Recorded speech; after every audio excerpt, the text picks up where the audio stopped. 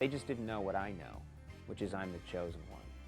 A talk with the one and only Conan O'Brien on this edition of Up Close with Patsy Smullen.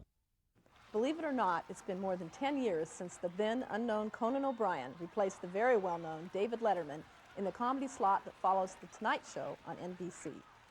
Conan's show started slowly and with a relatively small audience, but NBC stuck with him, and he built a solid audience and demographic fan base through the use of wacky stunts, offbeat humor, freewheeling interviews, and a downright unique style. Oh, man, that was close! He also throws in political caricatures, quirky animations, and edgy guest musicians. What this has earned O'Brien in his late-night show is a loyal audience. His show consistently beats out the competition with 2.5 million viewers a night. Not bad for a show that comes on at midnight. Conan O'Brien actually graduated from Harvard, then moved to Los Angeles and got into show business. He ended up working as a writer for Saturday Night Live, which is where he won his first Emmy Award. He then went on to help write and produce The Simpsons. Then his big break came, when barely a week after his 30th birthday, he was named as the successor to Letterman. The early days of his gig as host of Late Night were pretty rough, and that's how I started my conversation with him in the very room where his writing team assembles in New York City to create the hilarious comedy they're now famous for. I remember one day when you were introduced to all the NBC affiliates. We were in Florida, and you were going to be starting a show, and some of those affiliates weren't so supportive.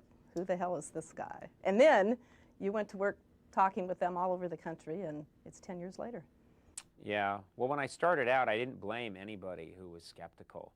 I looked at a tape recently, actually just a few days ago. I was doing an interview for the 10th anniversary, and somebody popped in a tape of my appearance on Leno when Jay Leno just pulled me on TV, and I think it was April 25th, 1993.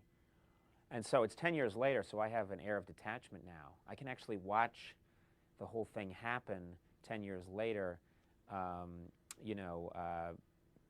think with a pretty fair eye. So I'm watching, and I just watched it, and I thought, this was insane. Who is that guy? That guy, I mean, it literally looked like they went to a biology class at a local university and pulled a pretty good student out and had him replace David Letterman.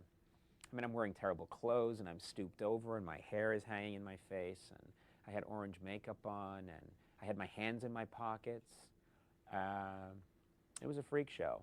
But, so I don't blame anybody for being a little skeptical back in '93. They just didn't know what I know, which is I'm the chosen one. Okay.